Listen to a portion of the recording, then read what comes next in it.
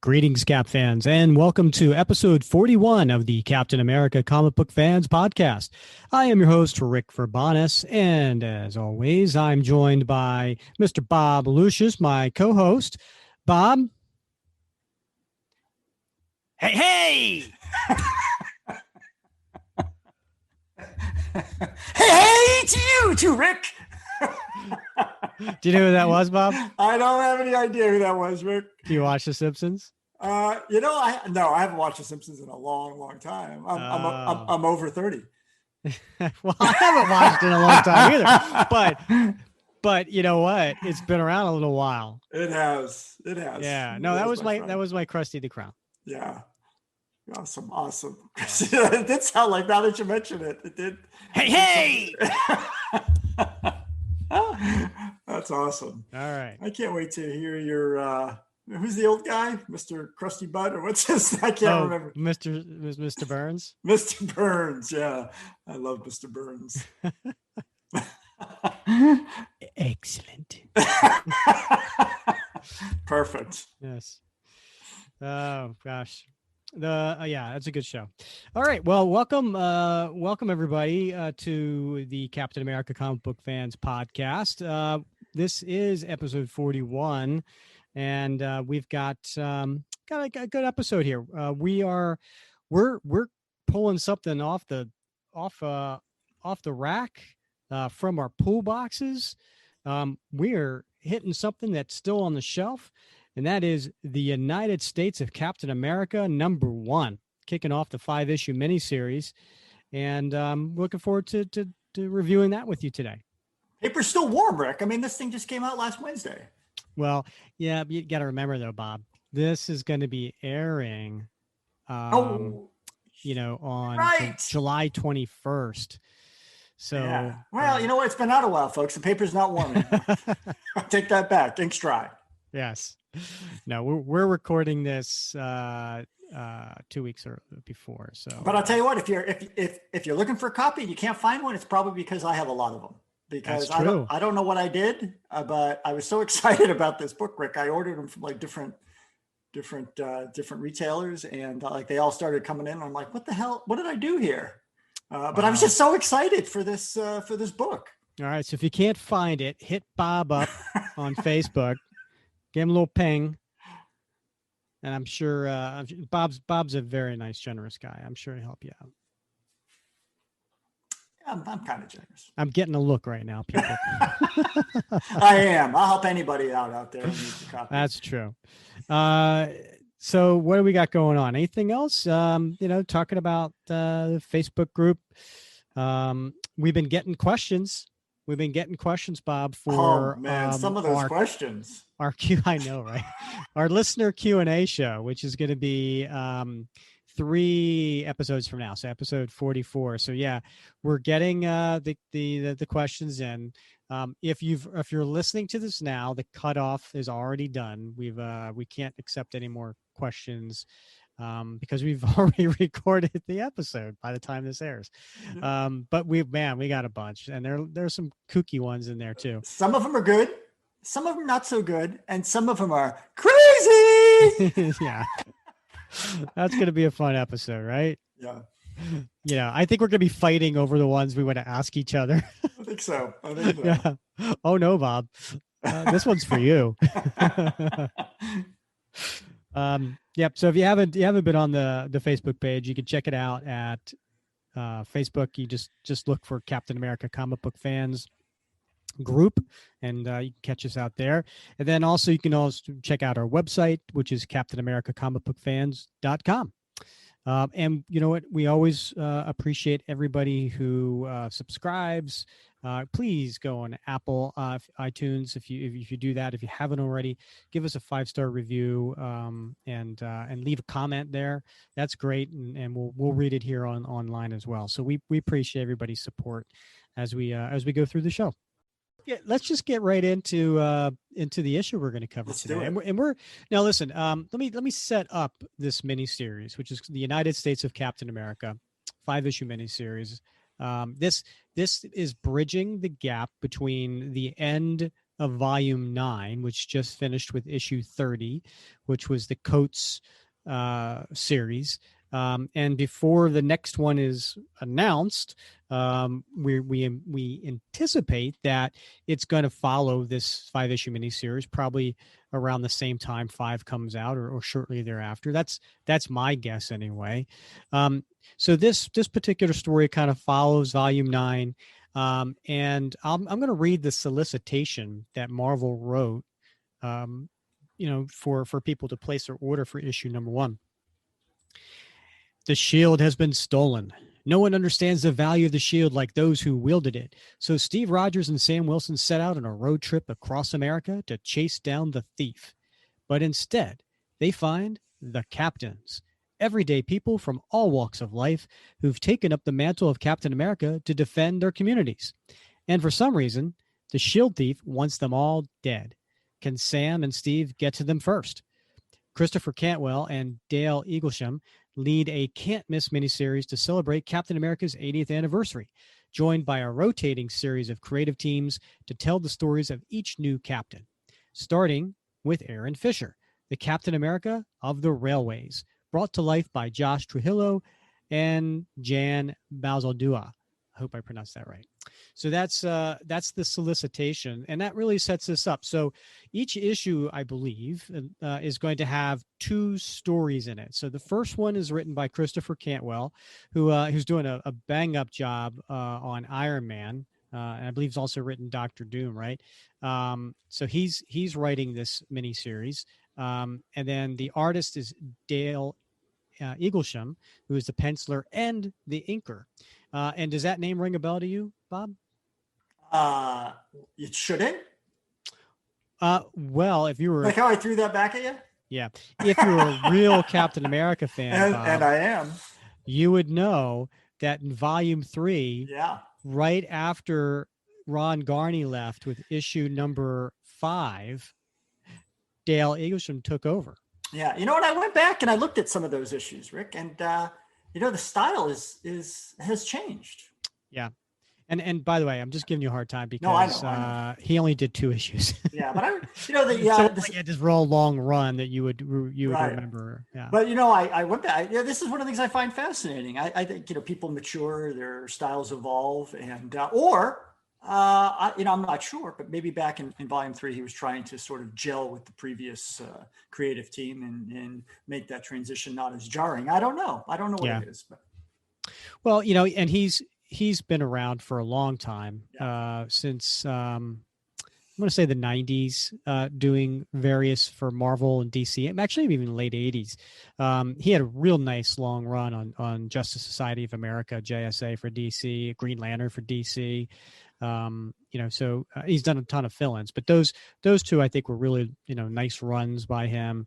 He had a nice run on Fantastic Four in I think it was 2008 for a couple years. So he's been around. He's an established artist, and so he's doing the penciling and inking for this particular miniseries. Then the colorist is Matt Milla, letterer Joe Carmignana, I believe. And then there's a few different editors on here. Now we know Tom Brevoort was a longtime editor for Captain America. I think what is it, 14 years? And he left the ongoing regular series with issue 30. His assistant editor, Alana Smith, is taking over as the new editor from when the new series launches. So she and Tom are both editors for this miniseries. And then also another person by the name of Martin Biro. So there's a bunch of editors on this one. There's a backup story, as the solicitation mentioned, and already said the writer was Josh Trujillo, and penciler and inker Jan Bazaldua. Same colorist and letterer and editors as before. All right. So, but one thing I didn't mention, one credit I didn't put out there was the cover artist. Oh yeah. And there's a ton of variants out there, but the regular cover is a front and back cover, one big image, right? And it's by Alex Ross. And everyone from reading Volume 9, Alex Ross has been the consistent cover artist for all 30 issues. So he did this one, which is a really beautiful cover. I mean, you got Washington D.C. in the background and this pretty sky, and then you've got the American flag in the background, and then you've got the four living characters that have been Captain America over the years. So you have on the front Steve Rogers and Sam Wilson, and then on the back you have Bucky and John Walker, and they're all wearing their version of Captain America uniform. So it's a pretty cool painting by Alex Ross. I got to throw a flag down. I mean, I think Billy Burnside's still out there. So, okay, you got me. Yeah, you got me. Billy's out there. Technicality. It's a technicality, Bob. It is. But yeah, because we all know he's no longer Captain America. Yeah, there's some stuff going on in there, but we don't know what happened to him. So we know what happened, but we don't know what the result was. Sure. Right. Yeah. Good point. Then also I want to go with the logo on here, which is it's got the old 70s Captain America logo that's red, white, and blue. Which we use for our logo for the podcast, and then it has the United States of over top of it, and then it's got this really cool. It's got the Cap's shield underneath America with a little shield, and then you've got the red and white stripes, so you can see that it's moving, which could be talking about what's happening with the shield in the story. It's also, it's a great aesthetic touch. It really is. It's something we haven't seen, I think, before, and it's beautiful. It's a powerful image, and I love this cover, Rick. I've got the promotional poster hanging up on my wall. I bought a frame and I waited for this promotional poster to come out because I just love this cover so much. Mm-hmm. Yeah, it's nice seeing these four characters together. Yeah, and it almost like when I look at it, because the way their arms are out, it almost looks like they have their arms around each other. Like that's the first impression I get when I look at it. Yeah, like they almost they're linked. Yeah, like they're linked. Like they have their arms out. They don't. It's like a scrum, right? Yeah, they don't. But that's the first thing that appears to me. Like they're brothers in arms with their arms around each other. But nice. Yeah, it's pretty cool. Very nice. All right. So there's two parts to the story, as I mentioned. We're just going to cover the first part. Because we want people to go out and pick this up and buy it. It's still on the racks. So we're just going to cover the first part. No disrespect on the second part. We just want to make sure that we leave something for people to go out and buy and stick with the main story. And do we want to get right into it, Bob, or do you want to talk a little bit about what the precursor has been, the buzz has been, the feedback has been about this book before people even read it? Yeah, we've been handling posts about this book since the solicitation came out, right? Right. And I think it's important. It's important for people who are listening right now to go out, read the book, man, read it. Because people have been speculating and cheerleading or complaining about where the book was going and without any sort of intel about what the book actually talks about, what it says, what the characters do, and now the book's out, so there's no excuse not to go out and spend your what is it, $4.99 now? Yeah, prices are going up.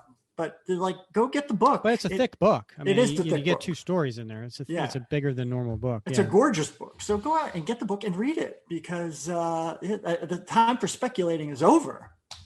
All right. So let's just jump into it, and then we can kind of chat about it afterwards.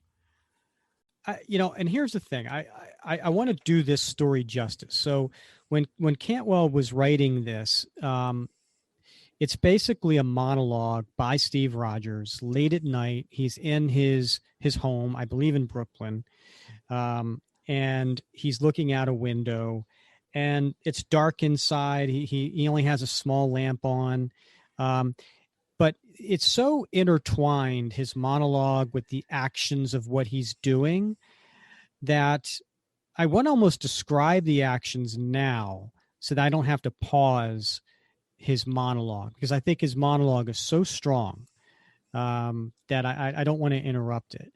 And this is classic Captain America, Yeah. with him doing monologues. This is something that people, come to expect and appreciate about a Captain America story. Now, you can't have it every issue; it would get old fast. But Steve having a monologue about the current state of America, or the current state of his situation, and how it fits in, or what his place in the American society is. These are these are fairly common, one could say, trope, of Captain America for the last 50 years. Right. And so, but when I read this, I was like, wow, Cantwell gets it. Yeah. He gets it. Yeah. And He so does. I'm going to go ahead and just describe it, and then I'll read the monologue. So Steve's in his apartment. It's dark outside. He's looking very reflective. He's alone. As I mentioned, his apartment's dark. He has just a small lamp on, and he's putting on a kettle to boil some water. He's getting out some supplies, which is baking soda, salt, some vinegar, and he's mixing it all together. And this apparently is what he uses to clean his shield. And it looks like a ritual, right, that he's doing, and he's done probably thousands of times. And we all know how important this shield is to him. It's kind of like a limb. I think there's been times where writers have written it in the fact that it's like when he doesn't have a shield, it's like he's missing a limb. So it's a part of him, and it's an important part of him, and you could see how much reverence that that Dale does here when he's drawing the pictures of Steve going through, and yeah, just you could tell there's just so much reverence he has for his shield. There's one part where he's sitting on, he's done cleaning it, and he's got it next to him on the couch, and he's got his arm out, resting on the top of the couch, and he's looking down. He's got a drink in his other hand, and it's almost like he's on a date with it, right? I mean, it's there's some symbolism here, of how much he really appreciates this. And as he's talking, there's some images, and I'll get to those in a minute. I'm loyal to nothing except the dream, and that's in quotes. I actually said that once, and he did. It was in Daredevil 233, which is a classic story, and it's a classic monologue. I'm loyal to nothing except the dream. Here's the thing about a dream, though. A dream isn't real. When we wake up, it goes away, and we're left with this yearning inside, like something was taken from us. At least that's one kind of dream. But lately, spending my days in this country as the years march on by, I'm starting to think America actually has two dreams and one lie. The first American dream is the one that isn't real. It's the one that some people expect to just be handed to them. And then they get angry when it disappears. When the truth is, it never really existed in the first place. Germans have this neat word, Fernweh.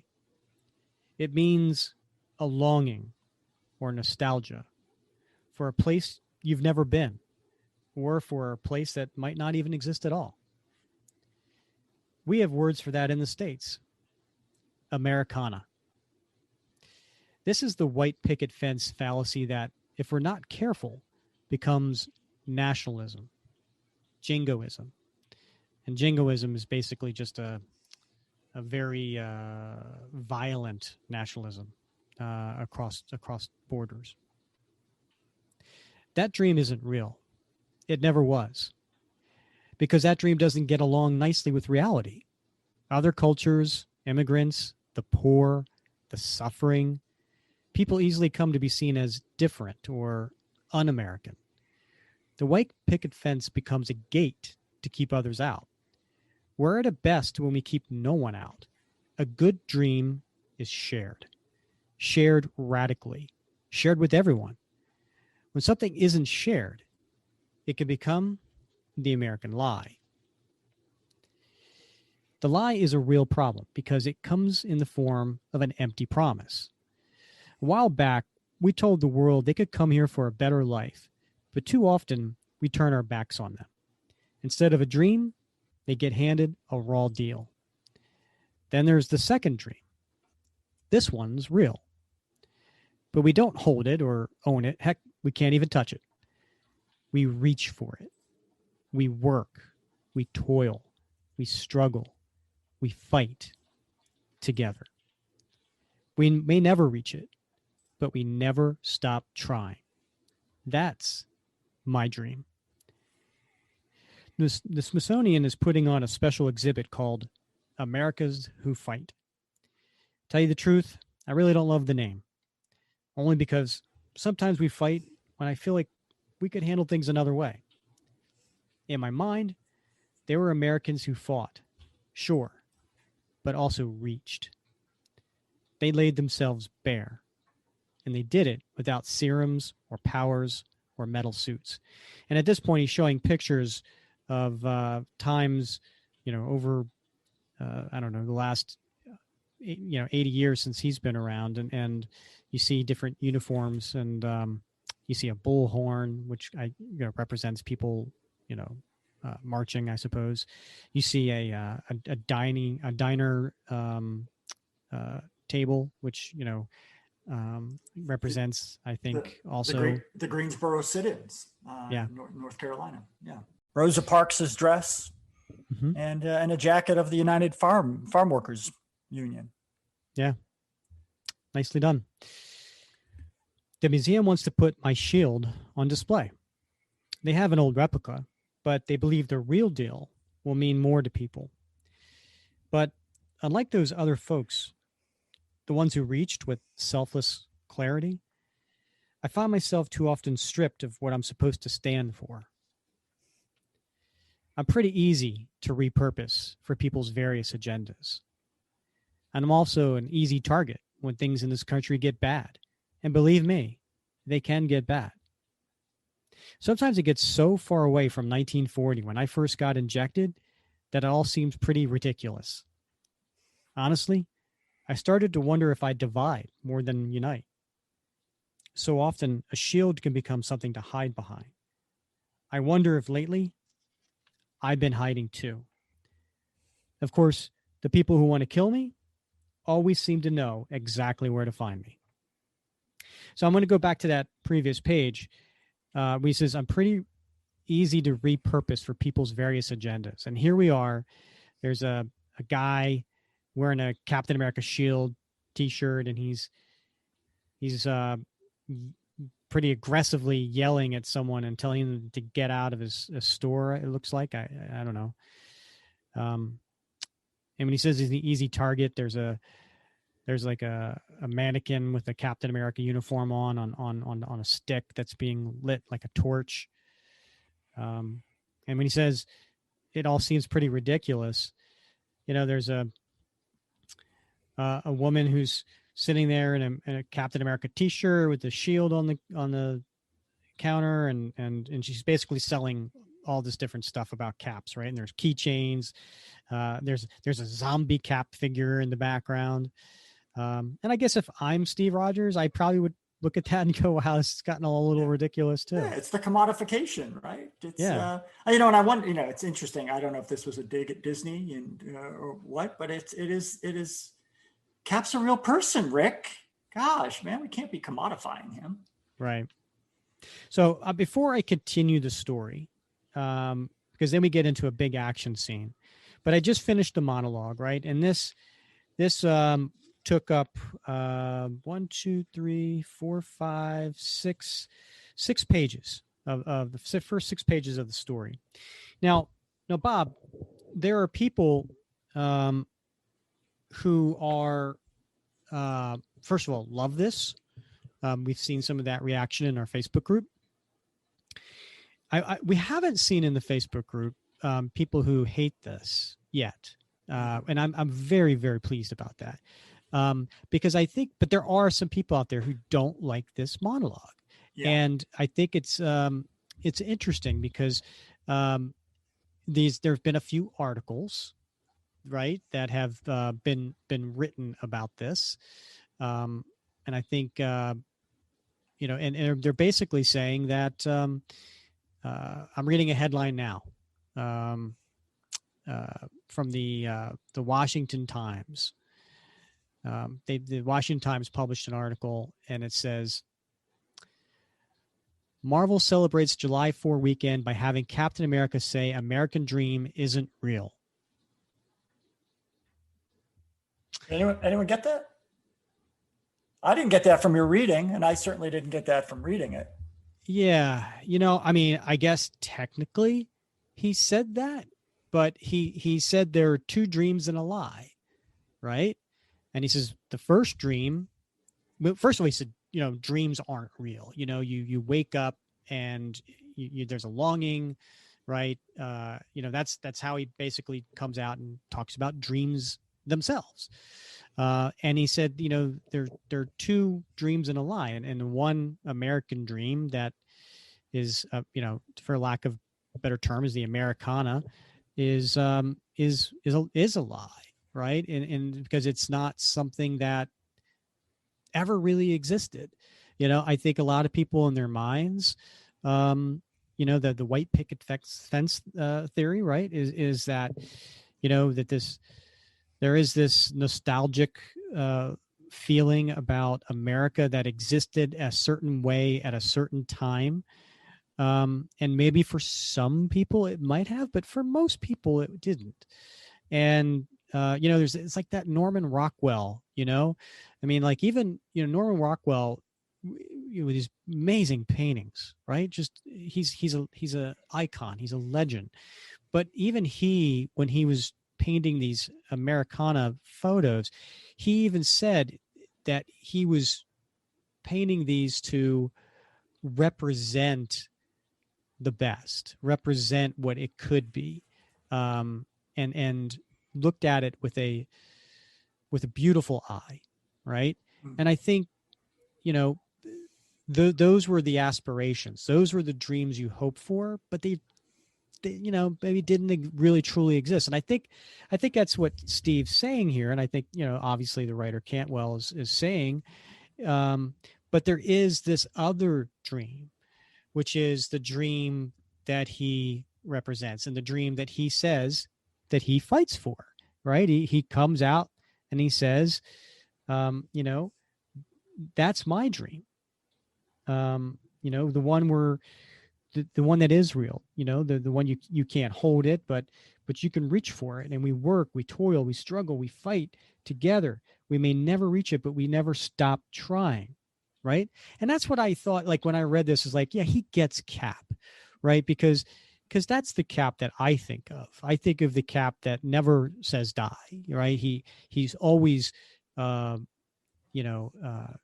to, he doesn't give up, and he's fighting for, he doesn't like bullies, right? And he's been in other, in the Facebook group, someone put a panel up that says, never forget, the strong protect the weak. I mean, like these are the things I think, he's talking about. So I challenge anybody out there, if you're going to read these articles that essentially are, listen, the headlines are there just to get you, to react and to read and to sell advertisements.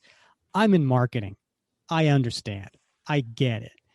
But for these people that have all these strong opinions and have not read the story, read the story. and have an open mind. And I think in some cases, there's people out there who they may have an agenda, or they're just looking for a reason to be upset because they didn't like something else that's been addressed in the story. So anyway, I'm sorry. I apologize for pausing right now, but I get a little defensive of my favorite fictional character of all time sometimes, and I thought we just wanted to address it, and I want to see what you say, Bob. No, I think you're spot on, and I think look, these first few pages, Rick, are they're dense. Oh and man, he's getting choked up, people. No, they're dense, and it's extremely nuanced. I mean, the integration of the monologue, the writing, with the imagery, it's important, and I think it's important. This isn't just something you can gloss through, right? This isn't an action sequence you can read through once and you get it, right? This is, you got to read these pages, I think, a handful of times for the message to sort of percolate, right, and to reflect on it. And I do think that a lot of folks are reading something into this that isn't reflective of Cap's legacy, because what he's saying here is not antithetical to what Cap has said going back to the 70s, for crying out loud. Exactly. And you can pick it apart out of context and come to some conclusion, but it's dishonest to do that. Mm-hmm. You have to read the entire thing, words and pictures, in context, a few times, in order for the import of it, I think, to really sink in. Right. And once you do, as you said, I mean, it's quintessential Cap. Yeah. Yep. I said it before, and I'll say it again. I haven't seen any negative comments about this particular monologue in our Captain America Comic Book Fans Facebook group. And in fact, I've seen many positive responses of people who are like, love the monologue. This is the Cap that I love. Cantwell gets it. And a few people were like, you know what? After just reading this one issue, or like, I hope Cantwell is going to be the new ongoing writer when the Captain America series picks up. So, right. And the other thing, Rick, is, man, there's history in here. So, one of the things I really like about comics is that not only is there, discussion of contemporary issues through a particular, through a lens of fantasy, but I love when books, we talked about this when we read Truth, books that have history, sort of interwoven. And it forces you to sort of get on Google or whatever, pull out your Encyclopedia Britannica or whatever you do, in order to sort of research some of this and go, oh, that's what that imagery is from. That's awesome. Yeah, man. It's a history lesson. It was. Yeah, you can tell how much Cantwell did his research for this. All right, so let's get back to the story now. He did mention, Steve mentioned, that the people who want to kill me always seem to know exactly where to find me. And at this time, come crashing through the night sky and through the window into Steve's apartment, hitting Steve in the back of the head, is a darkly silhouetted figure that appears to be dressed in a Captain America uniform. And there's a struggle. Cap picks up his shield and knocks his character, it looks like, through a wall. But the guy, lands on Cap and knocks him out. And Cap wakes up, grabs his, or he has on his wrist watch, his ability to, have a little walkie-talkie, if you will. And he says, Sam, are you around? I need the Falcon in the air. Brooklyn, ASAP. Also, my shield's gone. So then we cut to the next page. Sam's flying in his Falcon uniform over the night skies. I don't even fully understand what I'm looking for. This guy moves so fast that I could barely lay a hand on him. So that means a very fast man? Yes, Sam. One dressed like me. Like in your uniform? Or like a 90s J. Crew ad? Falcon, come on, this is serious. Hold up. I've got a line on something moving quickly into Astoria through the park. Definitely a pedestrian and definitely not using the crosswalks. On my way. And at this point, Steve's in his Commander Rogers uniform. So if you're not familiar with that, it's think of the movie Winter Soldier in the beginning, where Cap was wearing like the blue uniform with the white star on his chest, but the like almost like the white wings coming from the star, without the red gloves or anything. And so he doesn't have the red gloves or the red boots, and he's got a newly designed mask on that's more like the MCU version. So it has the painted on wings, and he's got the chin strap. And he's peeling out in his motorcycle, and he says, "I'm on my way." He's gunning toward Hellgate Bridge. Freight train approaching from the other side. Damn, I'm having trouble keeping up with this guy. And you see this guy in a Captain America uniform with the Cap shield running very fast. Now, if he's running so fast that the Falcon has a hard time while flying, keeping up with him, he's got to be some sort of meta, right? He's got to be some sort of superpowered character here. And so Cap's on his motorcycle. Stay alert. If he's got something planned for the bridge, we won't have much time to stop it. And then, sure enough, on the other side of the bridge, there's a train coming. He's going straight for the bridge, Cap. I could see him. Going to try to get to him before he reaches the locomotive. And he jumps off the running motorcycle and he yells, "Hey, stop!"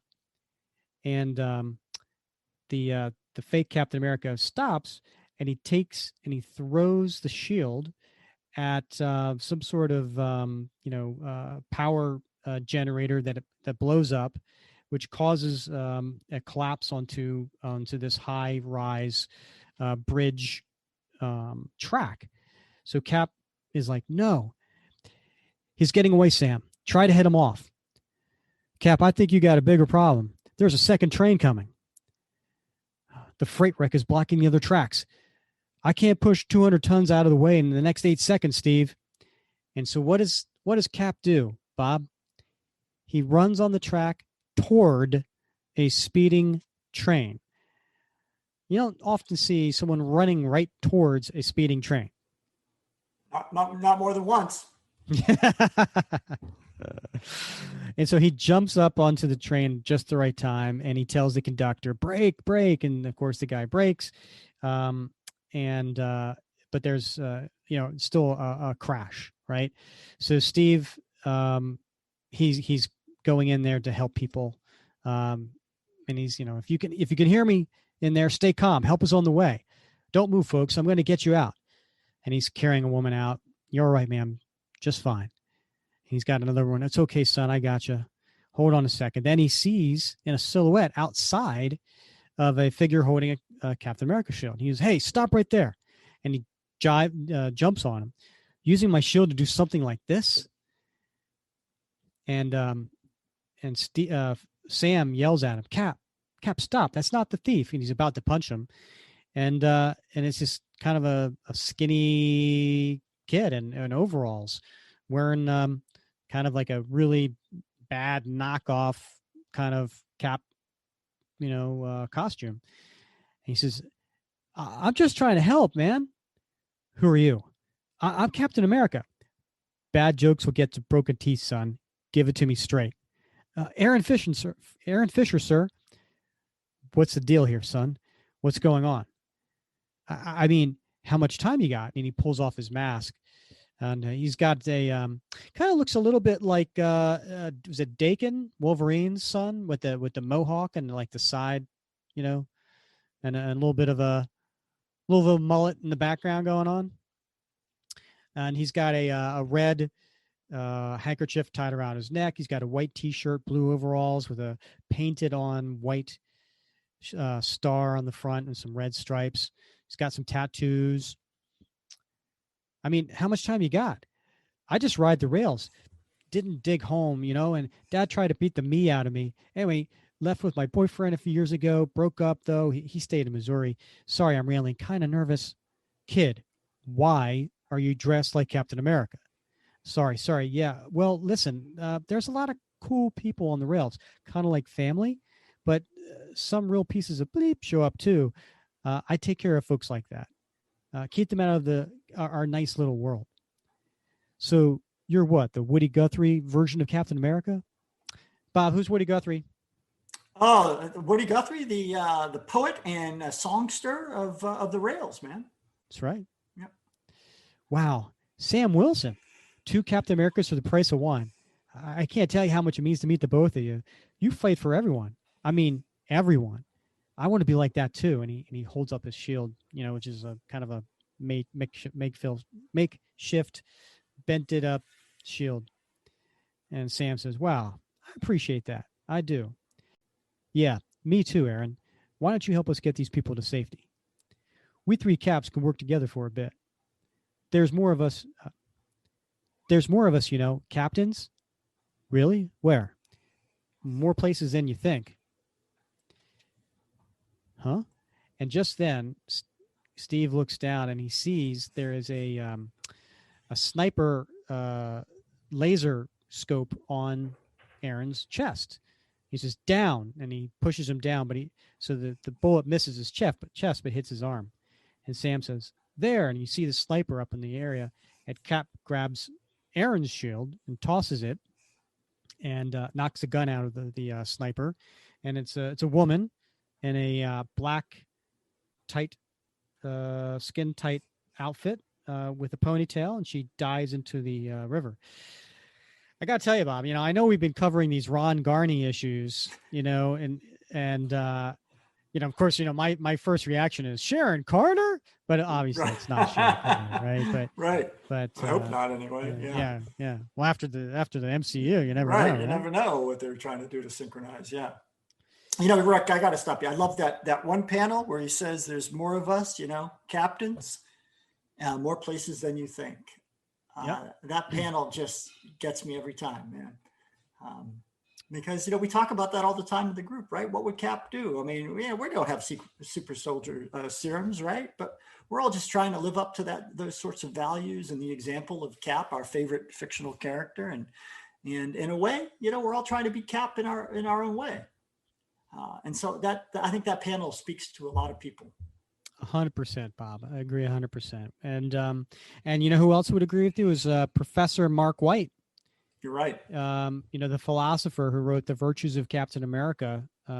We had him on episode 30, if you want to check out that. But we talked about that, as Captain America as a fictional character, can he be a role model? And what would Cap do? That is our motto in the group. So Sam says, "Who was that?" "No idea. She almost killed me." "You're right. You. She went right for you." "Why the hell? I'm just some kid on a train." "No, Aaron. You're Captain America." "Well, not really, though." "You said there were more like you, right?" "Yeah, but it's not some super team, just some people. We don't even really know one another.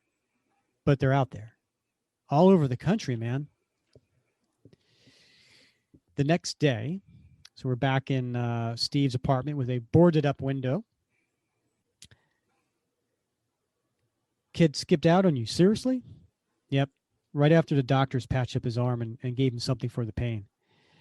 So that's 3 Captain Americas last night, plus me, which I count as 5 Caps because, I'm worth at least 2 of my own.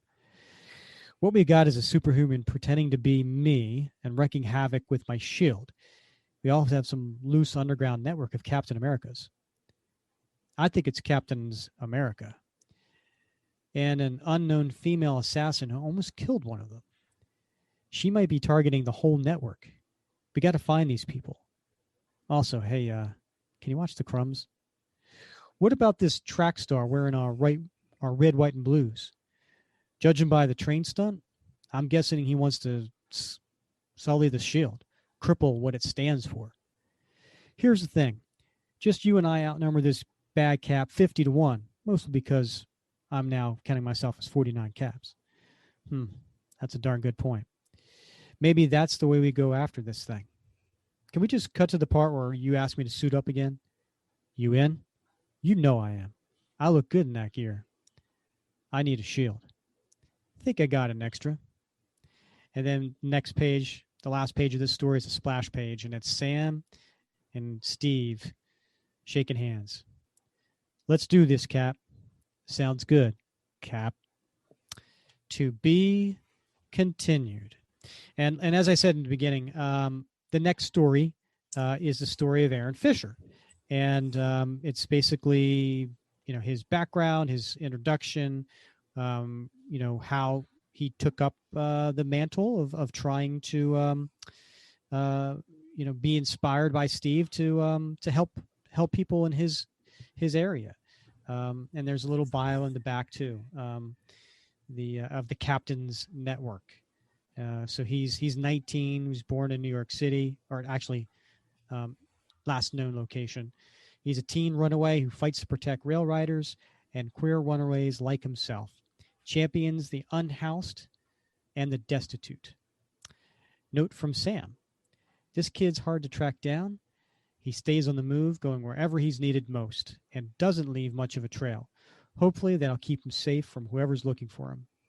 Note from Steve: he looks like he'd blow away in a strong breeze, but he's a scrapper. Took that gunshot like a champ. Just hope he's not in over his head. So I have a feeling, Bob, as we go through, because during the solicitations we learned that there's a new character from the Captain's Network that we Cap and Steve and Sam run into, and I imagine we'll get more of these bios and more information.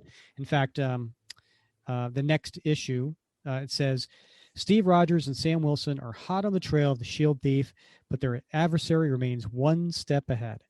And he has friends in low places. Some of Captain America's oldest enemies are behind this scheme. But can Steve and Sam figure out who these enemies are and what they want in time to stop them? And who is Michelle Wright, the Captain America of Harrisburg?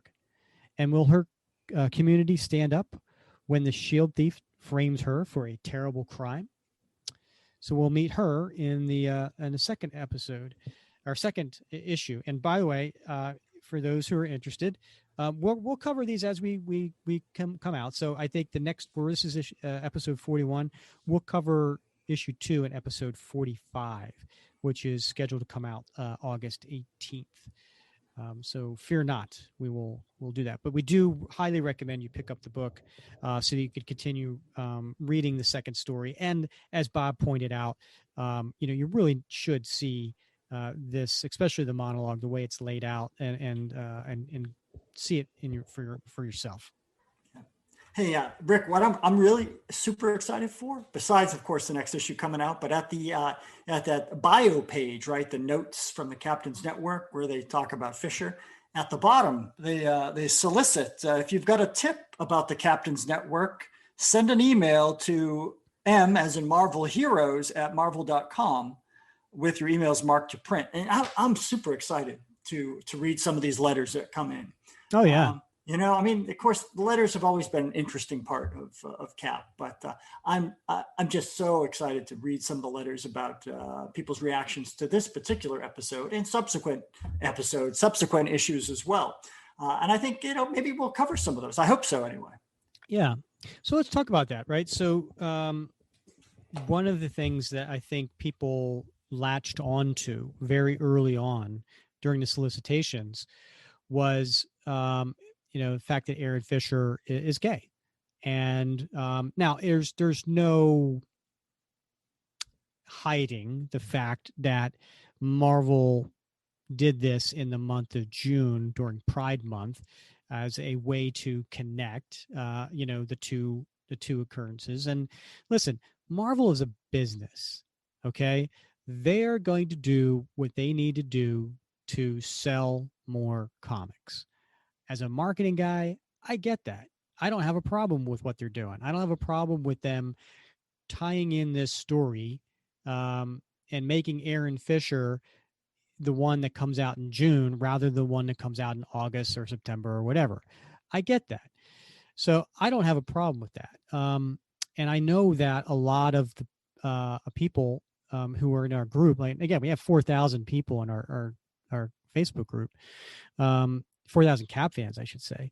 And there were many who've spoken up and said, you know what, as someone from the LGBTQ community, um, I'm thrilled to have representation. I'm thrilled to have somebody, that I can relate to.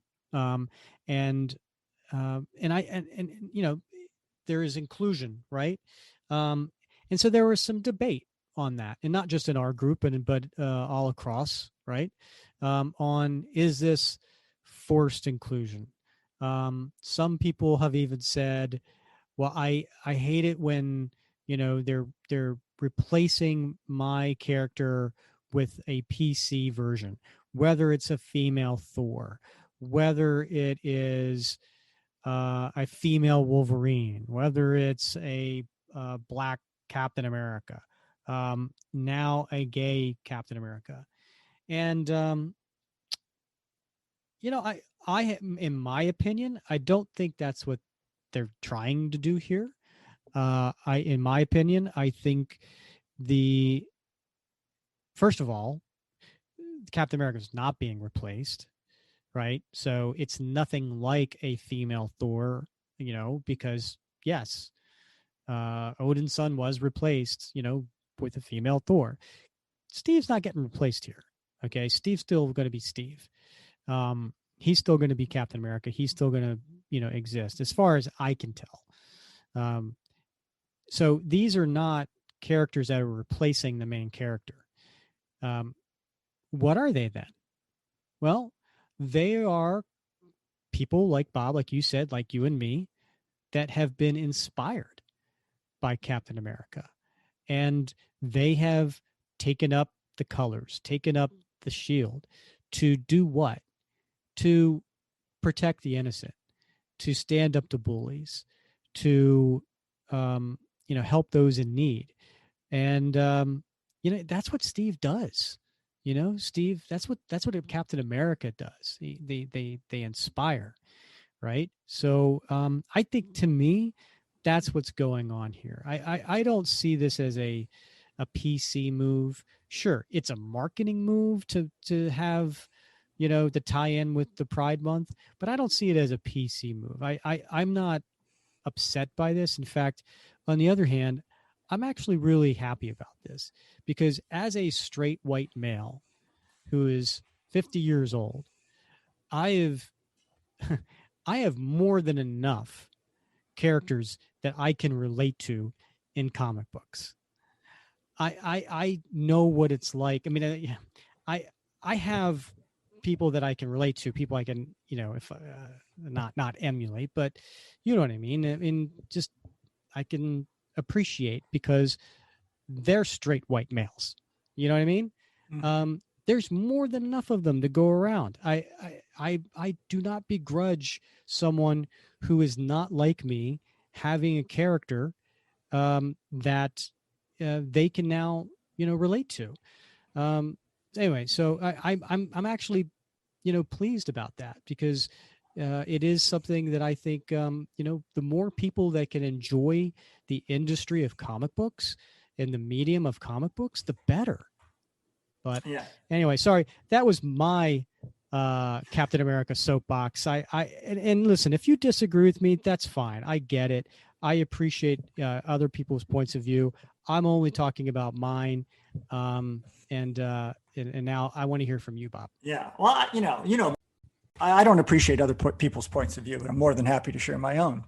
And there's two things I would suggest that people go back and they'd listen to our recent interview with Tom Brevoort, right? Mm-hmm. Where we asked the question about Marvel's sort of policy, or not policy, but sort of its vision about inclusivity and representation.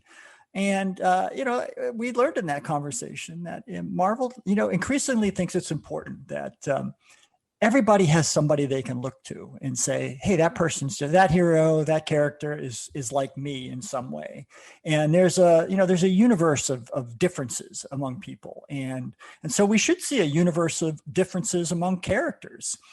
And the other thing I would say is, I'm always hesitant to admit that I belong to any other Facebook group other than the Captain America comic book fans group, which is near and dear to my heart, and certainly the number one group in my in my priority list. But I belong to a couple groups that I enjoy just for learning about things and different ways of enjoying Cap. And a couple of them are dedicated to folks who spend a lot of money and a lot of time developing their cosplay personas. I mean, they spend money, a great deal of it sometimes, honing the look of Captain America, buying the uniform, buying the helmet, buying the shield. I mean, the whole picture. And some of these guys and gals do a phenomenal job. And why do they do that? Like, why do people invest that much money? And I will tell you, many of them go out. They were in July 4th parades. They go to hospitals. They do fundraisers for sick kids. It's because they have this yearning, Rick. It's like many of us do. They have this yearning to want to be heroic, and they look at Cap as a moral exemplar, right? As a heroic exemplar that they want to sort of emulate in the way that they can. And we're all limited in the way that we can because we're not comic book characters. And so I see these characters in the Captain's Network, and Aaron Fisher being the first of them, as somebody that looks to Cap as a moral and heroic exemplar that they're trying to emulate in their own community in the limited way that they can. They're not superheroes. They're people like you and I, but they've stepped up and they're trying to do what they can. And I think that's a beautiful thing. And I want to see more of that. So I'm really excited for these subsequent issues. And I can't wait to see how others are trying to live up to the Captain America dream. Well put, Bob. I agree 100%. All right. Well, if, we want to hear your thoughts. So by all means, you can call in and leave a voice message. You can go to our Anchor page. So the link is provided in whatever podcast that you're listening on to. Just look there and you'll see the link. You can leave a message and tell us your thoughts.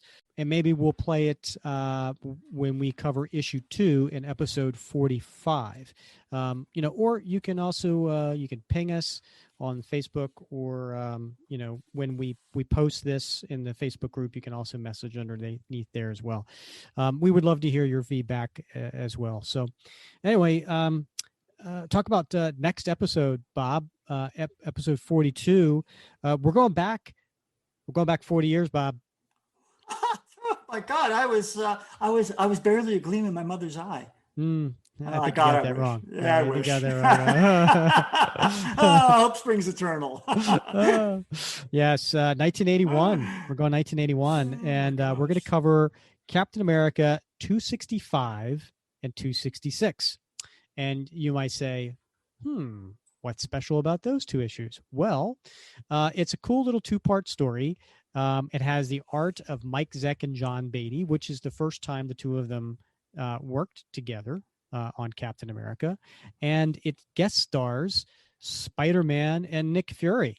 So that, we thought that would be a fun 2-part story to cover. So we'll do that in next episode in number 42.